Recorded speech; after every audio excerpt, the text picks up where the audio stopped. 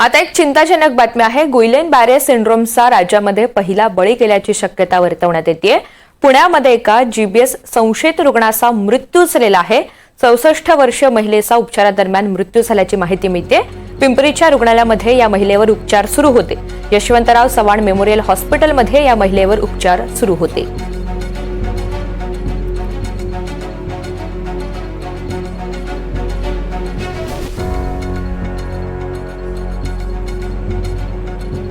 गुइलेन-बॅरे सिंड्रोमचा राज्यामध्ये पहिला बळी गेल्याची शक्यता वर्तवण्यात येते। पुण्यामध्ये एका जीबीएस संशयित रुग्णाचा मृत्यू झालेला आहे।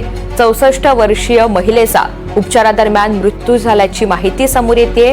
आपण पाहतो या जीबीएस संसर्गाचे अनेक रुग्ण हे पुण्यामध्ये आढळून आलेले होते आणि त्यामुळे चिंता देखील वाढलेली होती। आताच पिंपरीच्या रुग्णालयामध्ये ज्या महिलेवर उपचार सुरू होते तिचा उपचारादरम्यान मृत्यू झाल्याचं समजतंय।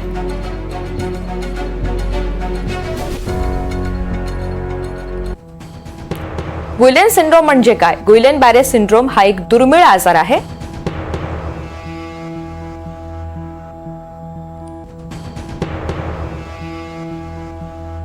एक लाख व्यक्तींमध्ये एकाला गुइलेन सिंड्रोम हा होतो। निदानासाठी चेतासंस्था आणि स्पायनल फ्लुइडच्या चाचण्या केल्या जातात। प्लाझ्मा एक्सचेंज सारख्या उपचारांमुळे रुग्णाला मदत मिळू शकते। 20% रुग्णांना 6 महिन्यानंतर सुद्धा काही अडचणी येतात।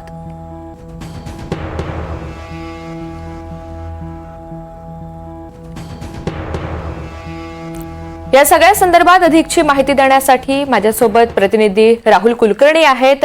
राहुल, गुइलेन-बॅरे सिंड्रोमचा राज्यामध्ये पहिला बळी गेल्याची शक्यता वर्तवण्यात येते। या सगळ्या संदर्भात आरोग्य प्रशासनाची नेमकी काय माहिती आहे? पिंपरी चिंचवडच्या आयुक्तांनी सांगितलेलं आहे की ज्या महिलेचा मंगळवारी मृत्यू झाला तर त्याच्या आधीचे त्यांचे जे काही शारीरिक व्याधीचे ज्याच्यावरती उपचार सुरू होते ते साधारणतः गुइलेन-बॅरे सिंड्रोम मध्ये ज्या पद्धतीनं हा आजार शरीरभर पसरतो तशाच स्वरूपाचे होते। ते त्या कोमॉर्बिड आहे, त्यांना हाय बीपीचा त्रास होता आणि त्यांचा मृत्यू हा गुइलेन-बॅरे सिंड्रोमच्या ज्या कॉम्प्लिकेशन्स शरीरामध्ये निर्माण होतात त्यामुळे तो झालेला असावा, परंतु त्याचा अधिकृत जो अहवाल असतो तो पोस्टमॉर्टम आणि इतर सगळं विश्लेषण झाल्यानंतर येईल। परंतु ही शक्यता अधिक आहे की त्यांचा गुइलेन-बॅरे सिंड्रोममुळेच मृत्यू झालेला आहे। आणि जसं मी म्हणालो की त्या कोमॉर्बिड आहेत, जसं गुइलेन-बॅरे सिंड्रोम मध्ये पायापासून ते तुमच्या मज्जातंतूची संस्था आणि मेंदूपर्यंत हा आजार हळूहळू पसरत जातो, तसंच त्यांच्याबद्दल झालेलं, त्यांना श्वास घ्यायला त्रास झाला आणि शेवटी त्यांचा मृत्यू झाला।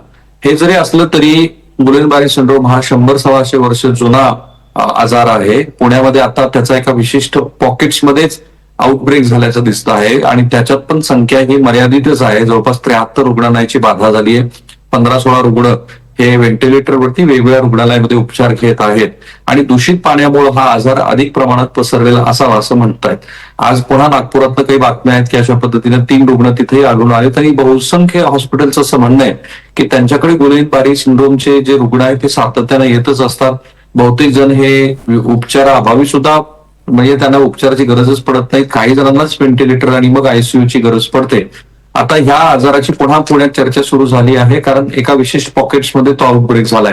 2 लाख घरामध्ये त्याचं सर्वेक्षणाचं काम पुणे महानगरपालिकेच्या वतीनं घेण्यात आलेलं आहे। तिथले पाण्याचे नमुने तपासले जात आहेत आणि दूषित पाणी आणि बाहेरचं तुम्ही अन्नपदार्थ खाऊ नये असं महापालिकेकडनं सांगण्यात आलेलं आहे। याची चर्चा ह्यासाठी सुरू आहे कारण पुण्यासारख्या मोठ्या शहरामध्ये हा आजार संख्येनं अधिकचा दिसतो आहे।